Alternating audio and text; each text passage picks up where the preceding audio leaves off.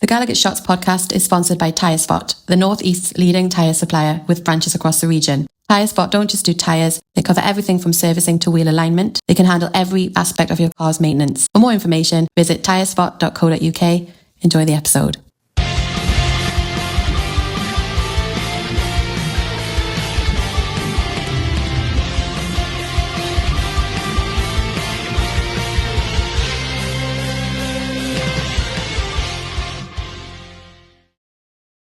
Welcome back to the Gallagher Shots YouTube channel. My name is Matthew and thank you for being here for another episode of Beyond the Lines. It's the show where we get an opposition supporters view when it comes to previewing Newcastle's next game. And this Sunday, 2 o'clock, Newcastle make the long journey down to the London Stadium to take on West Ham United. And to help me preview this one, I am joined by a very special guest. This man is a stand-up comedian. His stand-up special, Live at Monkey Barrel, can be seen on YouTube right now. He's just came off a run at the Edinburgh Fringe performing his show, Big Strong Boy, and he's just getting ready to take that show up and down and up the country yet again this November. But most importantly, he is a massive West Ham United fan. It's the brilliant, it's the beautiful, it's Liam Withnail, ladies and gentlemen. Hello, sir. Thanks so much. What a beautiful introduction. God almighty, you should write all my blurbs. That was great. That was so succinct.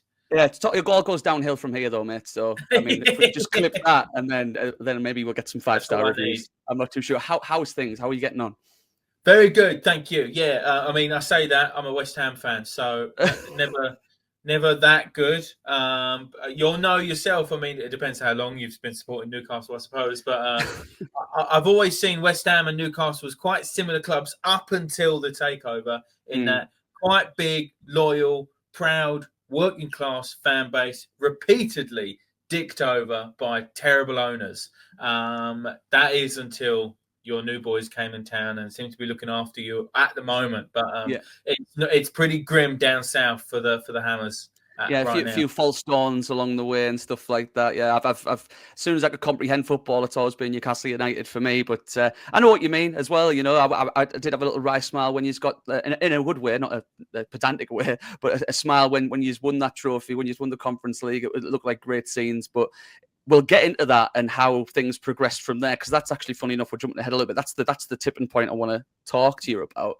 But before we get to your beloved West Ham United and we get onto the game on Sunday, mentioned at the top of the show, stand-up comedian. You've just came off the back, a month or so ago, of performing at the Fringe, which I'm sure you've done it a few times. How was that? Did the run go well?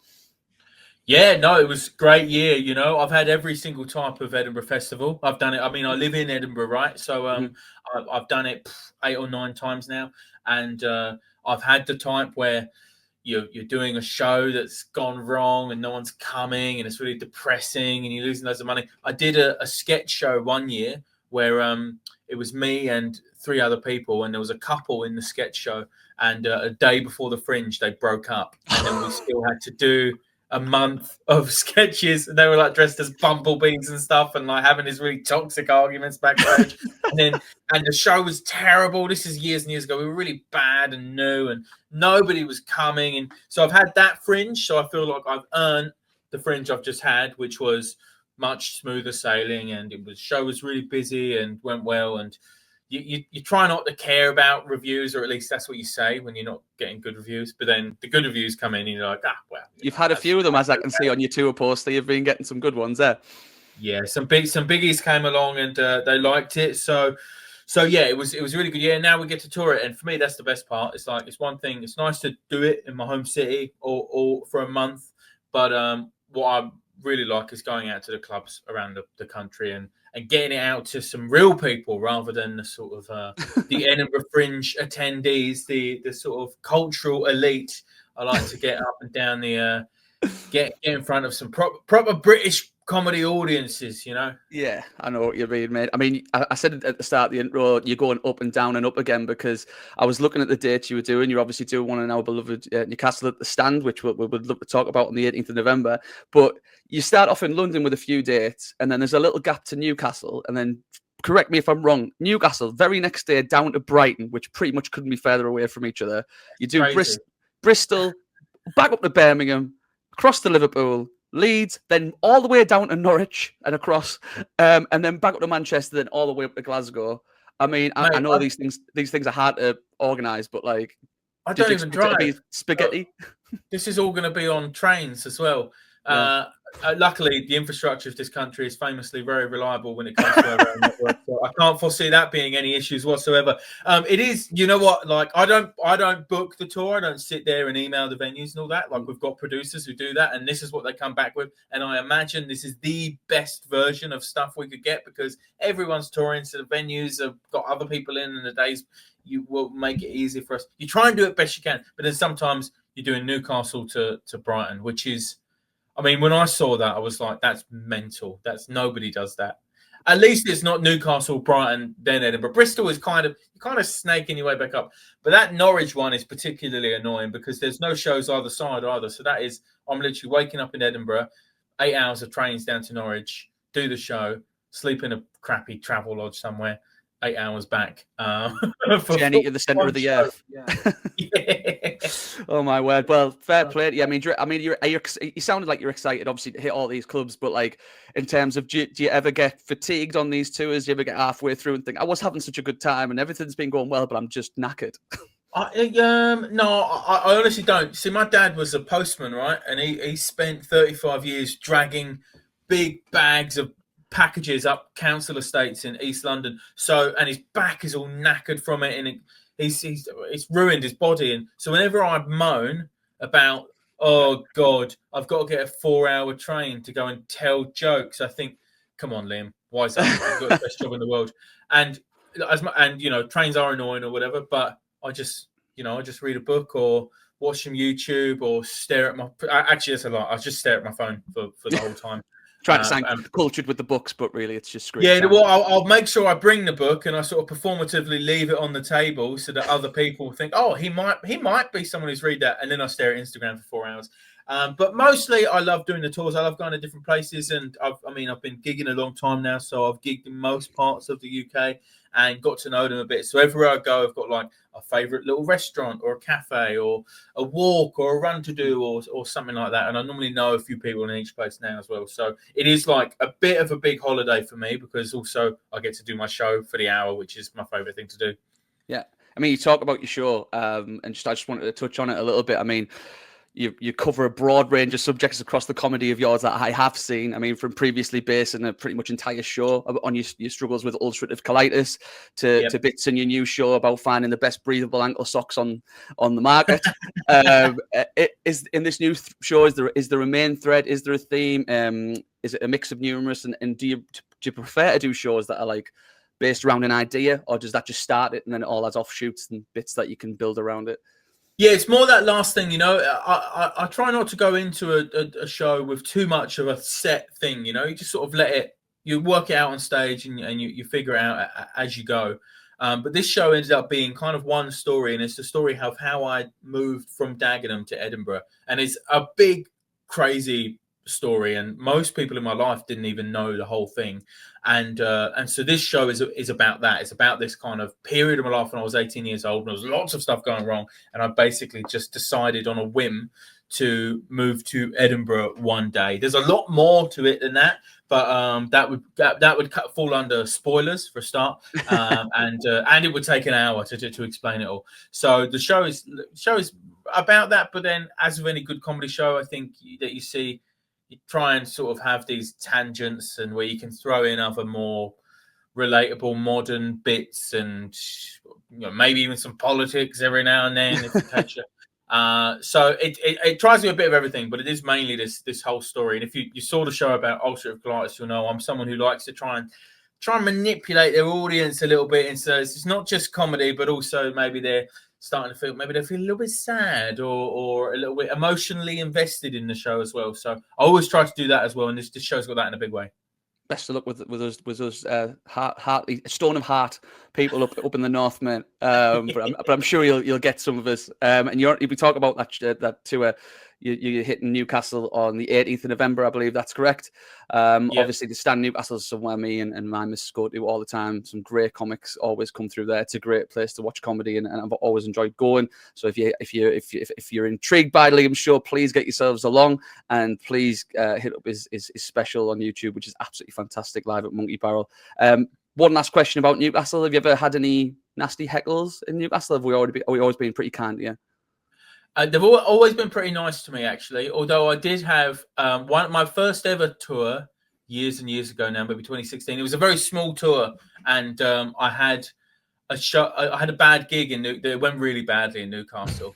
And actually, I talk about this in this new show, like because it's an offshoot to another thing. But I had a really bankable opening joke, and all jokes on different nights of the week can get different levels of response depending on the audience. But this joke was one of the most consistent jokes I've written. I can't tell you the joke now because it involves too much context and everything. But on this night, it was the opening line, and for whatever reason, it just didn't land, and it was pretty quiet in the room.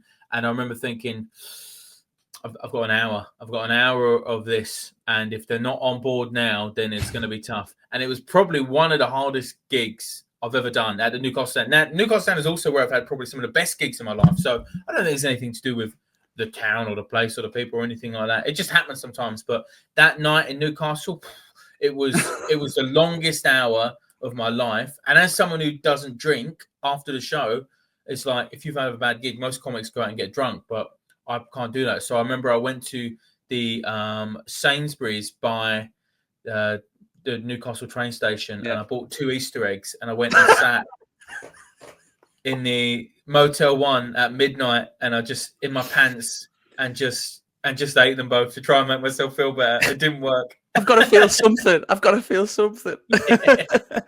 I mean, I've been there, man. I've snaffled a few Easter eggs in my time. But I'm always intrigued and absolutely interested in a stand-up comedy's, it's a comedian's life, and buying into a room and getting a room on side when it doesn't work. But we could talk about this till the end of the show, but obviously I brought you on to speak about your beloved West Ham. Now, just to peek behind the curtain, I've been bothering Liam to try and get him on here, and the schedule hasn't worked, but he's always been kind enough to respond, and today he's really made an effort to come on, so we really thank you for this. But just peeking behind the curtain, I said, do you want to come on and talk about the game on Sunday? And you were just like, I kind of don't want to. I want to come on, but I don't want to talk about West Ham. And that's probably because right now, 19th, 1 win, 1 draw, rest losses. It's not looking great, is it? But it hasn't looked great in ages, and like I said earlier, we're a club just in continual, just basically there's occasional bursts of, you might get a good run for a while and think, oh, we're finally cracked it, but it's never long. I remember there's a mate of mine who's a Hammer, and it was a couple of seasons ago. It was just when we'd bought Lucas Paquetá. And I was going into this season thinking, I think this is going to be a really good season. And he said, things with West Ham, you can never write off a relegation battle. And sure enough, that year we were in a relegation battle, and we're there again this year. So it's pretty bleak at the moment. We've got a new coach. He's made some really bizarre decisions in the opening games. But Nuno's got good pedigree, and I think he's a good manager. So I'm sort of probably naively optimistic that maybe with a month or so, that Nuno can sort of figure out what his best team is and what his best system is, and then maybe we can get a run of games together. Because I think we've got enough individual good players to help us get the extra goals that we need, to get the extra points that we need to maybe avoid relegation. But if we were going to go down, I think this is probably the year it's going to happen, because all the promoted teams are doing well.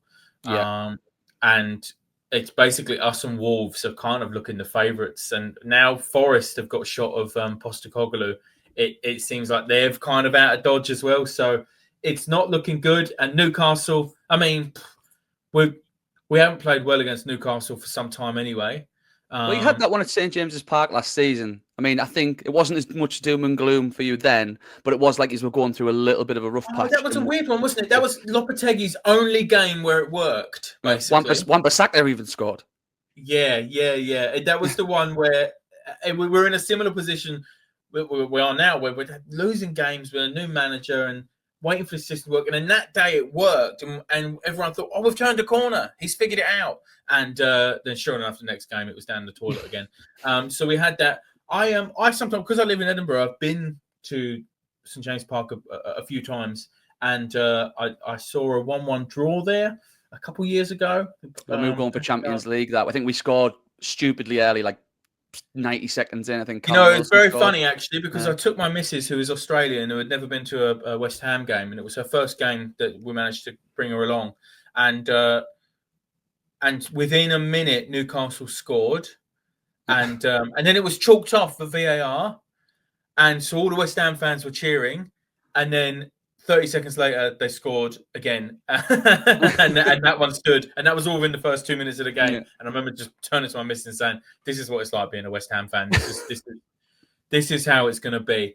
But yeah, so I'm not particularly excited about Sunday. I think it's going to be a fairly easy game for years. Well, we're skipping ahead a little bit because I was going to mention about the fact that these are on this pretty torrid run and things aren't great. And but Newcastle, since we've started getting quite a bit of success in the last few seasons, we've stopped this sort of what people online used to call the Dr. Newcastle moniker, where oh, this team haven't won in 6 games. Dr. Newcastle, we'll see you now. It used to happen a lot under Steve Bruce, but there's still, I just see little shoots of it sometimes. I mean, with Newcastle, Danny Welbeck's just inevitable. He seems to just have us all the time. But again, at Brighton the other day, he hadn't scored at the Amex since February, scores a brace against Newcastle.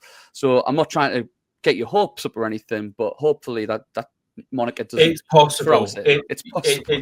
It's certainly possible. I mean, that would be very classic West Ham. It's always when we are really at the bleakest that suddenly we pull out this amazing worldy performance and beat Arsenal at the Emirates, for example. So I'm not completely writing off. As I say, we've got good players, and if we play the best 11 and they seem to know what they're doing, I don't see it as impossible. But it's just, I mean, we've been so bad the last few games that I think it would take something really. It would be a real upset for us to come away with anything other than losing. Well, we shall see. I know this question is going to be very hard to condense, so I'm sorry, it's quite a broad question, but we've talked about how there has been a couple of false starts at West Ham, and I guess it's a 2-part question because obviously he's won the Conference League, which was a big night for you. David Moyes guided you to that. I know he was a better term, mixed opinions on him in the fan base on David Moyes.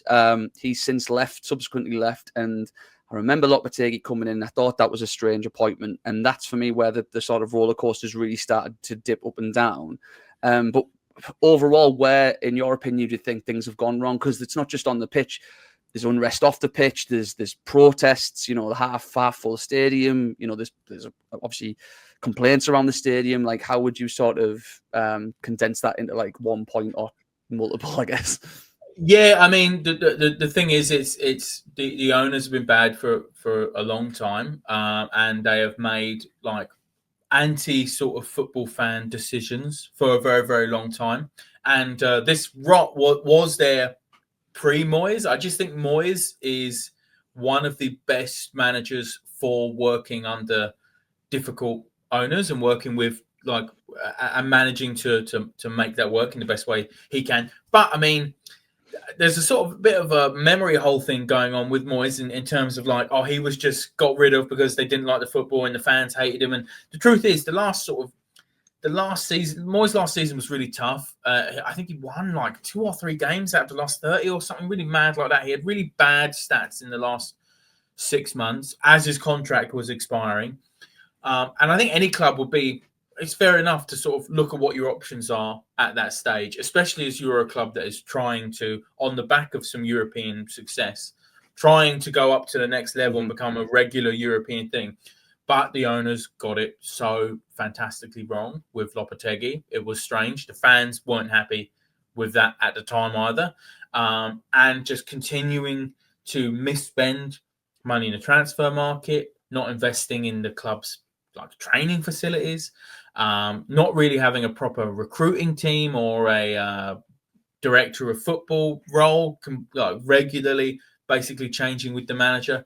No real idea of what the identity is as the club. It's what type of football do you want to be playing? Just this sort of random scattergun approach to buying players, sacking managers who can't make it work. I mean, some of the stuff that has come out from previous managers when they've left, Potter spoke to The Athletic, or at least someone spoke to him on his behalf, and said there was one day when we were playing Manchester United, and when the team sheet came out, the owner texted Potter and said, "I don't like this team. If you don't win, then we might have to sack you." And it's well, what are you doing hiring a manager if you're going to try and come in and mess with their team selections? And so basically, as I said earlier, it reminds me of like Ashley at Newcastle. It's like It's a recipe for disaster from day dot, isn't it? That getting involved in managerial decisions, isn't it? Yeah, absolutely. And they're just they're trying to cover themselves financially as well. So all of the problems come from that, and they've lost a lot of the fans with the poor move to the stadium, which was managed really badly, and now we have one of the worst stadiums in the European like top 5 leagues in terms of like, I don't know if you've been there, but like fans need there. binoculars, don't you, to be able to see anything. Terrible viewing experience. Sometimes the angles are terrible. It's as if really it's not made to watch football in. Yeah, it's an athletics track, Yeah. so everyone's so far away. It's also the area. I mean, it's still in East London, but it's in this sort of new build like shopping centre area. So whereas the old ground was like really in the heart of like an East London town where you'd have to walk past a market to get there and all these pubs. So like that was like a big thing that they messed up. Then they started doing things like taking concession prices away from season tickets and just this continual sort of like disrespect for the fans and the culture of football. So every bad thing that's happened to West Ham can really be like pinpointed to those guys in charge. And unfortunately, regardless of how good a manager we get, I can't really see that changing properly until those guys go. I think every now and then you get a manager who it clicks for a while. Maybe you win a trophy, or you get a cup run, or you have a goodish Premier League season. But much like Moyes or everybody else, after a while, you just can't work under those conditions. So it is gonna fall away. That was I don't know how succinct an answer that was. He said in one thing, but there's many things. I mean, it's not great, hearing content for a West Ham fan, but it's certainly interesting for us to hear, because I do think as well. I think there was a lot of stuff with like Moyes as well. Like, I mean, very much a symptom of the hierarchy. So, but I feel like maybe this is a bit harsh on Moyes, but I remember when Steve Bruce was Newcastle manager before the season when we got took over, because that was literally we were on a hide into nothing. We were going to get relegated. But I remember with like the seasons before, you'd finish mid-table, or you'd go on a run for a few games. People like, "See, told you Steve Bruce is all right." And it's like you don't even know the half of it. Like when you watch every game, you just know that we're flirting with disaster all the time. And that's it. And it's something that frustrates me about sort of punditry is that like the fans know, right? The fans watch every single game and they're there and they're thinking about their team nonstop. So they know. So when the fans are unhappy with the manager, it's normally like it's kind of presented as like, oh, they're selfish fans or whatever, or they want too much, but like you knew, like regardless of what people were saying, oh, Steve Bruce is actually good. Look, you're watching it day in, day out, and you see all the facts. And I also think there's something else going on there, which I feel like people feel like clubs should stay where they are, And so if you're in Newcastle a few years ago and you're getting a mid-table finish and people are saying, see, that's good, they're kind of saying that's as good as you should hope for. Yep. And we shouldn't be allowed to push on and become a bigger club and a bigger player. And, now Newcastle are able to be in that conversation a bit more. But again, I feel like West Ham are a similar club in terms of history and fan base, and there's no reason really why they shouldn't be regularly like near at the top of the table, other than mismanagement over 30 years. Yeah, that's fair. It's fair, and you'd like to think that I'm not going to say you'd like to think come the weekend you're going to start seeing positive changes, because I'm not going to allow that to happen. I'm not going to speak that into existence, Liam. But maybe after this weekend, you can start seeing things. Maybe that's when Nuno starts getting things clicking. I mean, you've already mentioned that. Fantastic at Forest. He's came in. He's made some noises already, though. I mean, like I said, you've made a bit of some baffling choices. I think when I've seen them, they've looked very weak in midfield, left a lot of Thomas Souček to do, who hasn't got the legs to cover a lot of ground. And then he said after one of I think it was the Brentford game, hey, I know the reality is we're in a relegation fight already, 8 games in. And you're thinking, I was thinking, well, is the writing on the wall from already? Does the owners want to be hearing that? Do the fans want to be hearing that? It sounds like you want to give him time, but do you think there is any chance West Ham can salvage anything from this season, or is literally right now just safety's the aim, 9 games into the season? Well, I mean, we've already lost really important points against Sunderland and Brentford and other teams like that at the beginning. I didn't like this for that one, mate. I didn't. Yeah, where are they? Third or something? That's got to hurt. I don't look at the Premier League table. I only worry about my own team. Yeah. So I mean, those are really important. But Leeds, we lost to Leeds again, and those are the sort of points that you can't really afford to lose if you are, in the relegation conversation. Which, so I think we are. I mean, I think it's actually good to call it early, rather than just sort of coast and go, it's all right. It doesn't matter until we're 15 games in, 20 games, and then we get the real picture. I think it's probably good to lock it in now and say, right, we need to grind out some results now. We need to do what we have to do to get some points, because we are adrift already. You're at that horrible stage in the first sort of 5 to 8 games. If you're in the bottom 3, you're not super panicked because it's so early in the season and there's not much between. A win can take you up to 9th. Mm-hmm. But already we're at the point where a win and we're still in the relegation zone. So in order to climb out of it, we need to put together a run of 3 or 4 wins in a row. And when I'm looking at our fixtures, I don't know when that is going to come. Because we've got some tough teams. There's no teams I'm looking at and going, that's 3 points. Mm. The ones that were Sunderland, Leeds, Burnley, and we've already, 2 of those have already beaten us. So I can't see where the wins are coming. So I'm not that optimistic. I do think you've got to give Nuno time. He's only managed 4 games, I think. 4 or 5 games. So yeah, fingers crossed he can work it out and get us over the line. I think the very best we can hope for. My most optimistic version of where we finish now would be 15th. Yeah. And that's if everything goes to plan and Nuno fixes it and we don't Bowen doesn't get injured and we don't sell Paquetá at Christmas and all that stuff. Anything over that would be, I think, really phenomenal. Yeah. Before we get into a prediction for the weekend, Newcastle and West Ham have had some connections in the past, just to name a few, Andy Carroll, Scott Parker, Kieran Dyer. Have you signed Callum Wilson just so he could stop scoring against you?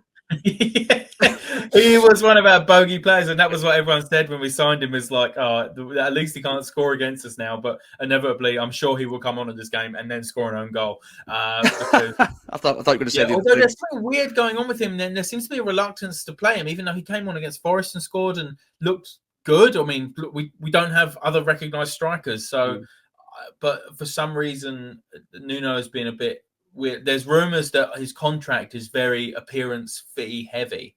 And so again, maybe the owners have been, trying to tell the manager not to play him that often or avoid it when he can or whatever. But hopefully he comes on and hopefully he does, he scores and does the classic. I'm not celebrating scoring against my own team.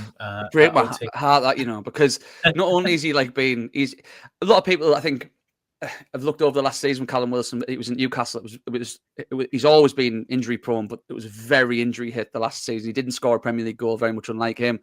But the numbers speak for themselves. I think he's the third highest Premier League Premier League goal scorer of all time for Newcastle. He was second, and then Isak's obviously.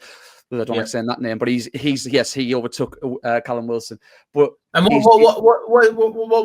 was he on? Is it? Because I heard as well his big thing is he wants to try and get to 100 goals. Yeah, I think he scored about.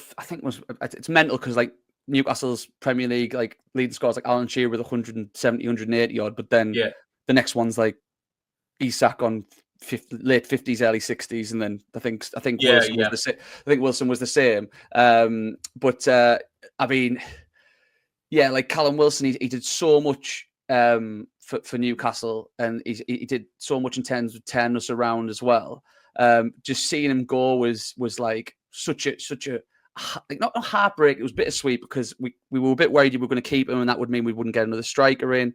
But then obviously the Isak situation hasn't helped, and we've tried to get a couple of strikers in. But to see him score against Newcastle would break my heart a little bit. It's because he's not just a player who's had an influential influence on Newcastle, but he's also gorgeous. He's a gorgeous man, and he used to be my gorgeous man. I've just looked up the stats in the background. There's 47 Premier League goals for Newcastle, and that's the third highest in Do you know, though, I kind of feel like it's written in the stars, isn't it? Sometimes it just, the narrative is so delicious that it kind of, you feel like it has to happen. So, like, him having scored against West Ham so many times, he kind of, you feel like it's inevitable that he's going to score. I don't think we'll win, but I think he might pop one away. He has been making the bench, hasn't he? He has been like on the bench. Yeah, it's not like he's not been injured. And there was a weird point in the last game where Callum Marshall, who's a very young, like no Premier League experience striker, was brought on in favour of Wilson, which again seemed like a really bizarre decision that the Hammers fans don't really understand at the moment because we don't know Nuno that well.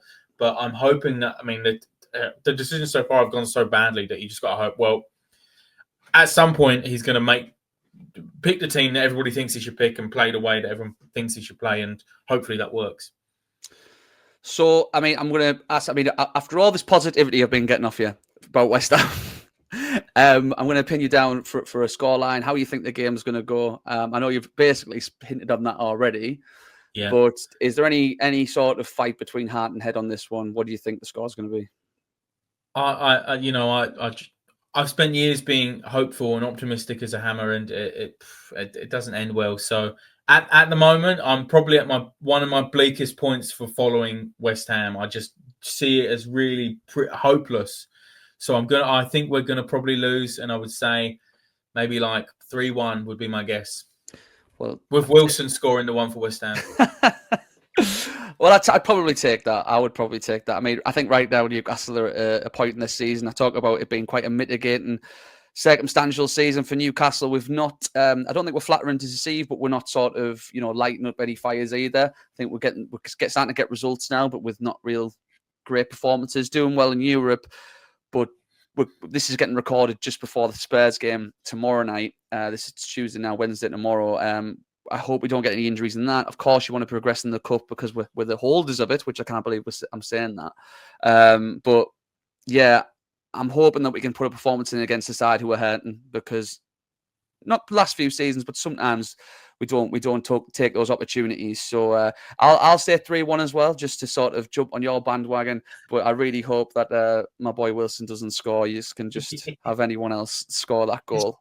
Just beat Tottenham tomorrow, please. Yeah, man. I hope so. Yeah, just send all that positivity our way. I mean, it's more fixtures for the calendar, but yeah, there's a romanticism with that League Cup competition now. I mean, if I could win another trophy, another cup, it'd be the FA Cup now. The romanticism around that, but that's a story for another day. Liam, I really appreciate your time, mate. I know you're super, super busy. You're gearing up for like we said, a long travel month next month. Can you please tell people where to find you, where things are at, and if they want to come and see you, where can they get tickets? Yep. So just get me on Instagram is probably the best place for socials at Liam Withnail. And I post clips on there. I also put them on TikTok if any of your listeners are 12. I am going on tour, going all over the country on fucking insane, mad, different days in different places. Show's called Big Strong Boy, and I think that's it. Up the Hammers, and you mentioned the special. If you want a little taste, there's free on YouTube. Me doing an hour of like some of my favorite jokes from over the years called Liam Withnail live at Monkey Barrel, and that's been ticking along pretty nicely on YouTube. So you can go check that out if you want to have a little look before committing to coming to a live show. Well, before I do the proper stereotypical YouTube sign off of like, comment, subscribe, hit the bell, do everything, subscribe to the channel, £2.99 a month. I've just done it, so I'm not going to do it again. I'm going to say a trope that I've never really said on these videos, and I'm going to say links down in the description below for Liam Withnail, because I've already spoken to the guy who puts these on YouTube and said, get them links in. So you'll be able to get the ticket link and the YouTube special as well. So yeah, hit it up. Liam, best of luck with your tour. I'm hoping to make the Newcastle show.